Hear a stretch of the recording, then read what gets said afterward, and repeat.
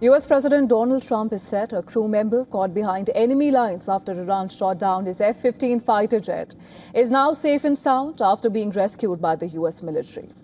The airman was the second member of a two-person crew of an F-15 jet that was brought down by Iranian air defenses. The first member of the crew had been recovered. Trump, in a post on Truth Social, said that the crew member, who also happens to be a colonel, is injured, but added that he will be just fine. He has reportedly been flown to Kuwait for treatment.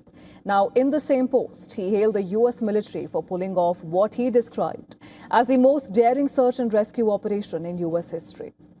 In a message to Americans, he said, and I'm quoting him here, "We will never leave an American warfighter behind." He said the operations proved that US has achieved overwhelming air dominance and superiority over the Iranian skies.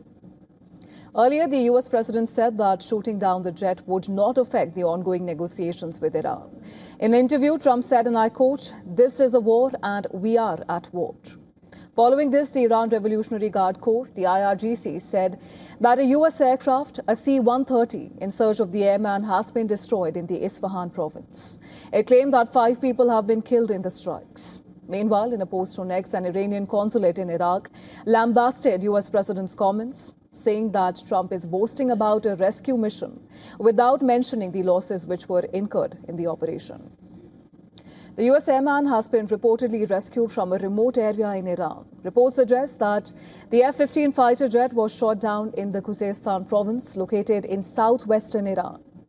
Analysts opine that the fighter jet was likely based at one of the 2 British airfields, RAF Lakenheath or RAF Feltwell in the United Kingdom. The rescue operation has been reportedly carried out by the elite units of the US Air Force, specially trained for combat search and rescue or CSAR missions. Unlike conventional search and rescue efforts that take place during humanitarian efforts or after disasters, CSAR missions occur in hostile or contested environments. The operations could happen deep in enemy territory.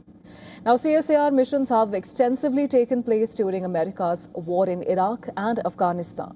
In 2005, the US Air Force's para-rescue teams rescued an injured Navy SEAL taking shelter in an Afghan village.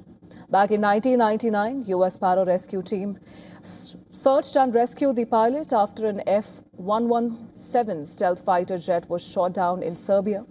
4 years prior to this, American pilot Scott O'Grady was rescued in a joint Air Force and Marine Corps CSAR mission after being shot down in Bosnia.